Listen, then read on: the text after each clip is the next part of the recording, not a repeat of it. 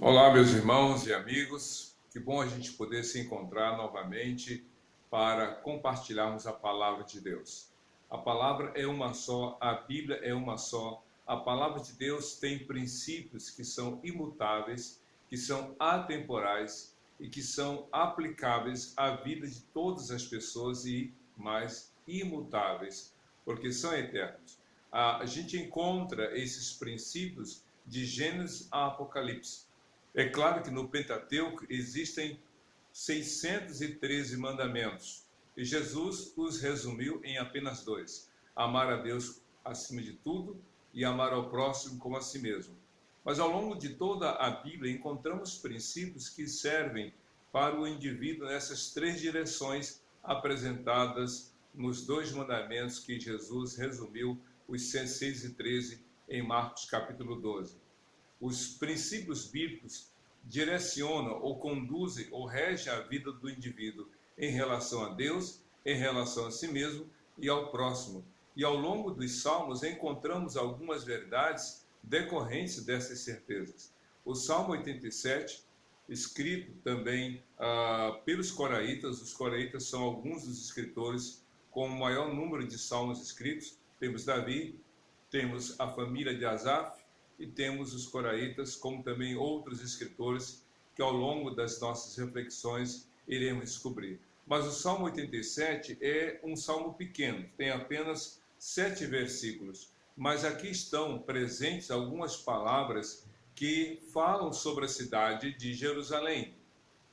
Talvez algumas pessoas, quando leem a palavra de Deus, principalmente os salmos, ou quando ouvem algumas reflexões com base neles, se pergunta: mas o que tem eu a ver com Jerusalém, já que Jerusalém é um lugar distante, nunca pus os pés lá, para que eu vou me importar com Jerusalém? Para que eu vou me preocupar com todos os episódios que ocorrem lá, guerras, disputas, confusão, como alguns colocam? Isso não tem a ver nada comigo. Tem sim. O Salmo 87 fala de Jerusalém. E se você ler algumas cartas do apóstolo Paulo, como em Gálatas, ele fala sobre Jerusalém.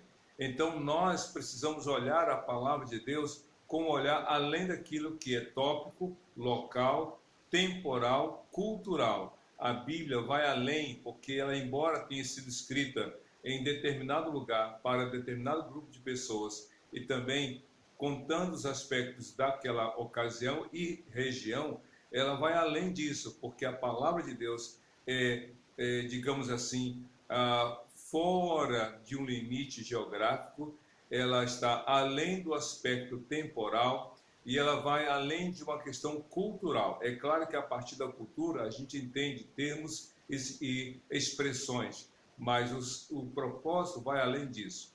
E o que temos a aprender no Salmo 87? Algumas verdades. Por exemplo, a Bíblia diz no verso 1: o Senhor edificou sua cidade sobre o Monte Santo.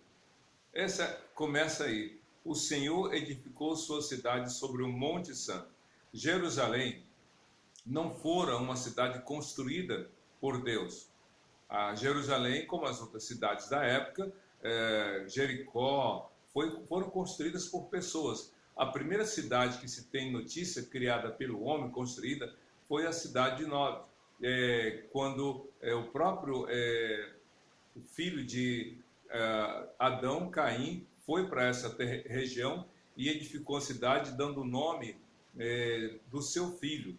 Então, a primeira história que se tem de uma cidade foi construída por homens, a cidade de Nob. Mas aqui não está falando só da Jerusalém física, material, localizada pelo GPS. Aqui está indo além, está falando de algo espiritual. O Senhor edificou a cidade sobre o Monte Santo. De fato, Jerusalém, quem olha a topografia da região da Palestina sabe que Jerusalém está na parte alta, ou seja, numa montanha. Inclusive, na época de Davi, era comum as pessoas subirem, né, irem a Jerusalém. E se você ler a parábola do bom samaritano, você vai observar que na parábola Cristo fala: um homem desceu de Jerusalém para Jericó, ou seja, Jerusalém ficava na parte alta e Jericó na parte baixa daquela região. Jericó, que foi a primeira cidade, digamos, conquistada pelos hebreus quando puseram os pés na terra de Canaã. Então Jerusalém ficava num lugar alto. E essa é a questão. Quanto a edificar, aqui é interessante. Edificar fala de dar condições de crescimento.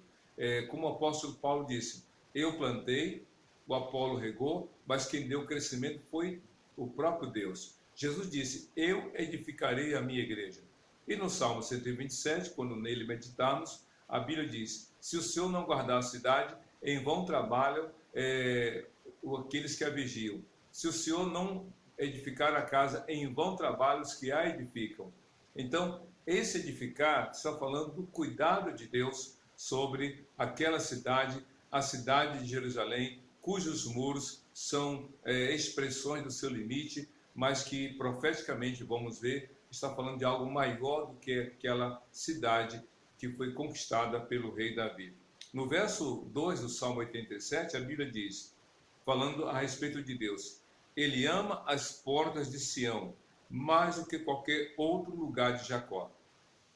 Deus escolheu, é interessante, há várias cidades na região da Palestina, e na época em que os hebreus estavam se preparando para conquistar, a Bíblia diz que Josué dividiu, de acordo com a orientação de Deus, aquela região para as 12 tribos de Israel. E cada tribo, ou cada região dividida, tinha várias cidades e aldeias. Mas, ao longo da história, Deus escolheu Jerusalém como a sua cidade. Ou seja, segundo os outros profetas do Velho Testamento, a Bíblia, ou melhor, Deus considera Jerusalém a menina do seu olho. Sabe o que é a menina do seu olho? Aquela parte delicada, é algo que Deus zela, Deus cuida. Deus considera essa cidade como sua propriedade. E outra coisa, segundo o próprio texto bíblico, a palavra de Deus diz que Jerusalém está no meio da terra. Por outro lado, também a Bíblia fala que Jerusalém, segundo a própria declaração de Deus, é alvo da atenção do mundo inteiro. Você já observou que tudo que acontece em Jerusalém é motivo de disputa, de discussão? A ONU interveio, o nosso querido brasileiro, Graça Aranha, ou Oswaldo Aranha, acho que foi Oswaldo Aranha, ele deu o voto de Minerva para quê? Para que, como presidente da ONU naquela ocasião, fosse decidida a autorização para que fosse criado o Estado de Israel. E o presidente da época, brasileiro, deu o voto de Minerva, o voto de desempate, até porque naquela ocasião metade queria que fosse instalado o Estado de Israel e metade não. Diante daquele impasse, caberia ao presidente o seu voto de Minerva, o seu voto de definição. E ele votou a favor. No dia 14 de maio de 47, foi aprovada pela ONU a instalação do Estado de Israel. E no dia 14 de maio de 48, então foi estabelecido e surgiu o novo Estado de Israel, tendo como capital Tel Aviv e não Jerusalém, e Davi Ben-Gurion foi o seu primeiro presidente dessa nova realidade. Pois bem, essa é a cidade que o mundo inteiro tem o seu olhar, e Deus zela pela sua cidade. O texto diz, ele ama as portas de Sião mais do que qualquer outro lugar de Jacó. A cidade de Jerusalém é diminuta comparada com a extensão de toda a terra de Israel, mas o olhar de Deus é para com a cidade de Jerusalém mais do que qualquer outra cidade da terra de Israel, já que Jacó aqui é uma referência à própria nação de Israel. Deus ama aquela cidade. Como é bom, imagine o orgulho dos hebreus morando em Jerusalém, dizendo, Deus ama este lugar. Deus pode olhar para a sua vida e olhar para a sua casa e ele diz, eu amo você, eu amo a sua família. Você deve ser grato a Deus. Assim como os hebreus podiam expressar a gratidão ao Senhor, porque a cidade na qual eles habitavam era a cidade amada pelo Senhor. Deus ama você. Deus ama a sua família. Deus ama aquilo que diz respeito à sua vida, se você vive realmente no temor do Senhor. Agora, é interessante, quando Deus diz, ou quando a Bíblia diz que Deus ama a cidade, não está falando do apego, não está falando de algo que é uma propriedade cuja valor é maior do que as... Não. O fato de Deus amar a cidade está falando mais das suas promessas para a realização daquilo que ele havia prometido a Abraão, a Moisés, a Davi em particular e ao próprio povo hebreu e a todas as nações, como veremos daqui a pouco. O zelo de Deus para com a cidade não era por causa da cidade em si, mas por causa das suas promessas para com o seu povo e para com todas as pessoas no mundo inteiro. No verso 3 do Salmo 87, a Bíblia diz assim: coisas gloriosas são ditas de ti, ó cidade de Deus. Que coisa interessante. Coisas gloriosas são ditas de ti, ó cidade de Deus. Ou seja, a cidade de Jerusalém era o lugar onde Deus havia feito muitas coisas. Deus tirou um homem de um lugar e deu a ele a grande bênção de formar uma nação, e dessa nação veio um rei chamado Davi, e a Davi Deus prometeu que dele viria um Salvador, um rei cujo reino seria eterno. Então Jerusalém foi um lugar onde Deus fez muitas coisas. E é interessante, Jesus veio ao mundo e fez da cidade de Jerusalém o lugar de proclamação do Evangelho. Ele foi pregando o Evangelho em todo lugar, mas foi em Jerusalém que ali ele foi julgado, condenado, foi morto, mas ressuscitou, e ele disse: e vocês serão minhas testemunhas, tanto em Jerusalém, como na Judéia, Samaria e até os confins da terra. Veja como o olhar de Deus para com Jerusalém é muito maravilhoso, porque o objetivo é que dessa cidade venha a partir, venha a ser enunciada, comunicada a salvação a todo mundo. Diz aqui no verso 4 do Salmo 87, entre os que me reconhecem, incluirei Raabe e Babilônia, além da Filístia e de Tiro, e também da Etiópia, como se estivessem nascido em Jerusalém. Deixe-me aqui reler essas nações. Raabe, se referindo ao Egito, Babilônia, liderado por Nabucodonosor, Filístia, como a gente sabe, de Golias, o gigante que foi derrotado por Davi, Tiro, que era também uma cidade muito pomposa, rica, e Etiópia. Pois bem, essas cidades eram cidades ou nações inimigas de Israel. Interessante. Babilônia, Raabe, Filístia, Tiro, Etiópia, essas nações, na maioria delas, havia uma animosidade para com Israel. Lutavam, tentavam destruir. Quando Israel foi atingida pelos babilônicos, pois bem, as nações vizinhas riram, debocharam e zombaram de Jerusalém, dizendo: cadê o Deus de vocês?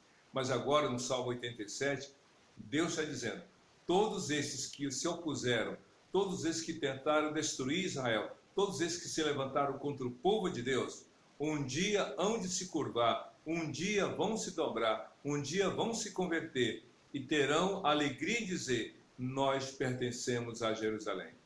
É interessante, meus queridos, como muitas pessoas se opõem ao Evangelho, debocham do Evangelho. Se você diz que não é crente, que não gosta da Bíblia, que você pensa diferente, que você é contra o que a Bíblia coloca, talvez a maioria das pessoas vão ler a sua postagem nas redes sociais e vão dar um ok, vão admirar. Se não ficarem em silêncio, vão até fazer comentários, digamos, favoráveis. Mas se você disser: eu creio em Deus, eu creio na Bíblia, meu Jesus é o meu Salvador, meu Senhor, se você publicar isso, haverá um silêncio eloquente, ou então algumas pessoas vão dizer: olha, fique com a sua fé, não fique espalhando. Mas é interessante, aqueles que se opõem a Deus, um dia hão de se converter. Paulo se opôs a Deus, Paulo se opôs a Jesus, ele chamava de herege, ele chamava Jesus aquele que era contra a lei de Moisés. Ele se levantou contra Jesus, mas um dia ele teve encontro com Jesus e se converteu e se tornou não somente um defensor do Evangelho, mas um pregador do Evangelho de Jesus. Quantas pessoas que no passado eram contra o Evangelho e hoje se converteram. É interessante como Deus faz isso. Deus espera que as pessoas se convertam, que as pessoas realmente entreguem a vida a Jesus. Vários testemunhos de pessoas que eram resistentes, que eram incrédulos, tinham um coração de pedra. Eu me recordo da história de uma pessoa, essa pessoa era um médico, e quando ele ouviu a pregação de um pastor, ele disse: pastor, o meu coração é como uma pedra, duro como uma rocha. Ou seja, não vem com esse evangelho de Jesus porque eu não creio. Mas o pastor muito sabiamente disse: meu amigo, Deus pode quebrar essa rocha em 1000 pedaços. Sabe o que aconteceu depois? O pastor não tinha falado nada desejando mal, mas aquele homem adoeceu. O médico adoeceu, foi para o hospital, ele não pôde fazer o diagnóstico do que tinha, por mais conhecimento que tivesse. Os amigos também disseram: não sabemos o que você tem. E diante daquele quadro que se agravava, não tinha diagnóstico, não tinha prognóstico, não sabia o que era, nem como iria se desenvolver aquela doença, só sei que ele foi se agravando. Aí ele se lembrou do pastor. O que ele fez? Ligou para o pastor: pastor, estou doente, estou mal, pode vir me visitar? Eu te pergunto, você iria depois daquilo que ele falou? Pois é, o pastor foi. E quando chegou lá, o pastor orou por ele, para que Cristo tivesse misericórdia, para que ele se convertesse, que ele fosse curado, etc, etc. O pastor orou e foi embora. Meses depois, o pastor estava em seu gabinete na igreja, de repente bate a porta, e aí o pastor abre, era aquele médico. E para surpresa, o médico disse: pastor, lembra-se de mim? Lembra de mim? Aí o pastor: sim, me lembro. Pois é, eu vim aqui lhe dizer uma coisa: Jesus quebrou a rocha em 1000 pedaços, eu agora sou dele. Pois é o que aqui está dizendo: entre os que me reconhecem, diz o Senhor, incluirei, ou seja, muitos outros vou incluir: Raabe, Babilônia, Filístia, Tiro e também Etiópia. Todos vão se dobrar, todos vão se converter, todos virão a mim e vão dizer: parece que eu nasci em Sião. Ou seja, iriam se voltar para Deus de todo o coração. E isso aqui, meu querido, é uma mensagem profética, porque muitas nações têm se convertido na África, na Ásia, em vários outros lugares. Pessoas de diferentes línguas, povos e nações têm se convertido ao Senhor Jesus, porque a salvação vem de Jesus. E aí no verso 5 do Salmo 87, a Bíblia diz: de fato, acerca de Sião se dirá: todos estes nasceram em Sião, e o próprio Altíssimo a estabelecerá. Ou seja, todo aquele que se converter será incluído na família de Deus, será como quem tivesse nascido realmente entre os hebreus, entre o povo judeu, porque Jerusalém é a cidade amada pelo Senhor. Você crê nisso? Talvez você disse: ah, pastor, aquela pessoa não tem jeito, ela não vai se arrepender, ela não vai se converter. Escute, quem é você para determinar o futuro de alguém? Quem é você para dizer que fulano não tem jeito? Se Deus deu jeito na sua vida, ele pode dar jeito em qualquer outra pessoa.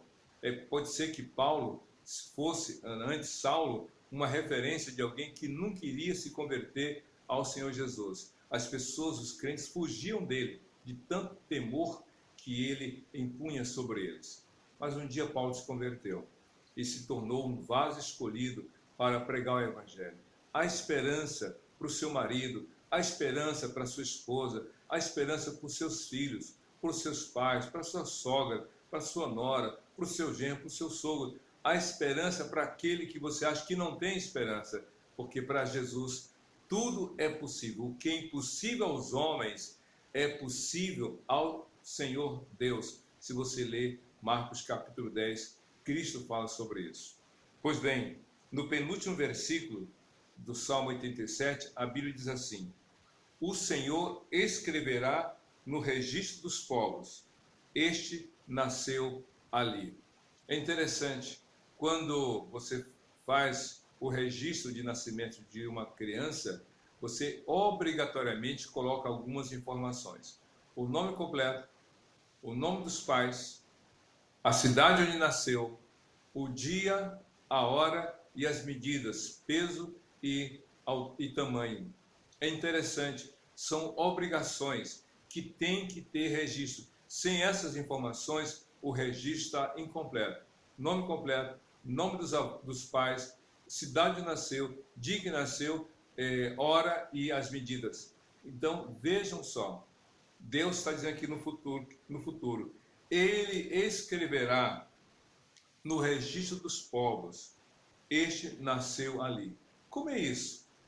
Como é isso que vai acontecer? Porque, veja só, há pessoas que têm dupla cidadania, como Paulo tinha dupla cidadania. Paulo era cidadão romano pelo lugar em que nasceu, mas era cidadão judeu pela filiação. Hoje, há pessoas que têm dupla cidadania, nasceram no Brasil, mas têm parentes na Itália ou em Portugal que oferecem essas possibilidades, ao menos ofereciam. Hoje, na maioria dos casos, quem nasce no lugar para ter uma outra cidadania tem que renunciar ao lugar de onde nasceu. Tem que renunciar. Se alguém nasce no Brasil e quer se naturalizar americano, se renuncia à sua nacionalidade brasileira e jura a bandeira americana e etc, etc. Como alguns jogadores brasileiros se naturalizaram, espanhóis, portugueses, italianos, etc, etc. Por quê? Abriram mão do lugar onde nasceram e se declararam fidedignos e juraram a bandeira daquela nação por entender que ali havia condições melhores para a sua vida e para a sua família. Pois é, nós somos pertencentes a Deus por direito de criação, mas quando alguém se converte, nasce de novo, e a cruz de Cristo é a evidência, o atestado de óbito de que morreu para o mundo, mas ao mesmo tempo a cruz de Cristo é o registro do novo nascimento em Jesus. É por isso que o apóstolo Paulo, em Gálatas capítulo 6, no verso 14, ele diz o seguinte: longe de gloriar-me, a não ser na cruz de Cristo, por meio da qual eu estou crucificado para o mundo e o mundo para mim. Ou seja, em Cristo eu morri. Mas em Gálatas capítulo 2, versículo 20, ele fala o contrário. Já estou crucificado por Cristo. Logo, vivo eu, vivo não mais eu, mas Cristo vive em mim. E a vida que agora vivo neste corpo, vivo pela fé no Filho de Deus, que me amou e se entregou por mim. Então, quando a pessoa se converte, nasce de novo. Por isso que Deus fala aqui de modo muito profético: o Senhor escreverá no registro dos povos, este nasceu ali. Você quer ter vida nova? Você quer ter o registro de um novo nascimento? Entregue a vida a Jesus. Porque uma coisa é ter um nome bonito, outra coisa é ter o nome escrito no livro da vida. Uma coisa é ter o nome inspirado na Bíblia, outra coisa é ter o nome registrado pelo próprio Deus, pelo sangue de Jesus derramado na cruz, no livro da vida. Porque no dia do juízo final, de acordo com Apocalipse capítulos 20 e 21, todo aquele que não tiver o seu nome escrito no livro da vida será lançado fora e não entrará no reino dos céus, na glória eterna. Mas todo aquele que se arrependeu dos seus pecados e creu em Jesus, terá o seu nome escrito no livro da vida e jamais será apagado. E finalmente, o Salmo 87, no verso 7, conclui com as seguintes palavras: com danças e cânticos dirão, em Sião estão as nossas origens. Ou seja, em Sião, por meio de Jesus, por meio da fé em Cristo, por meio daquilo que o Senhor fez, a partir daquela cidade, realmente há um começo, há um novo viver, há uma nova vida. As nossas origens, como diz aqui o texto, né? Com danças e cânticos dirão, em Sião estão as nossas origens. Em Sião, nessa cidade santa, nessa cidade que virá dos altos céus, como fala Apocalipse capítulo 21, essa cidade que vem de Deus, essa Sião que o próprio Deus edificou, virá dos altos céus, para que habite nela todo aquele que se converteu, que entregou a vida a Jesus, que teve um novo nascimento e que se tornou agora propriedade de Deus, cidadão do reino dos céus, para a glória de Jesus, Senhor e Salvador de todo aquele que nele crê. Que Deus te abençoe, hoje para todo sempre. Amém e amém.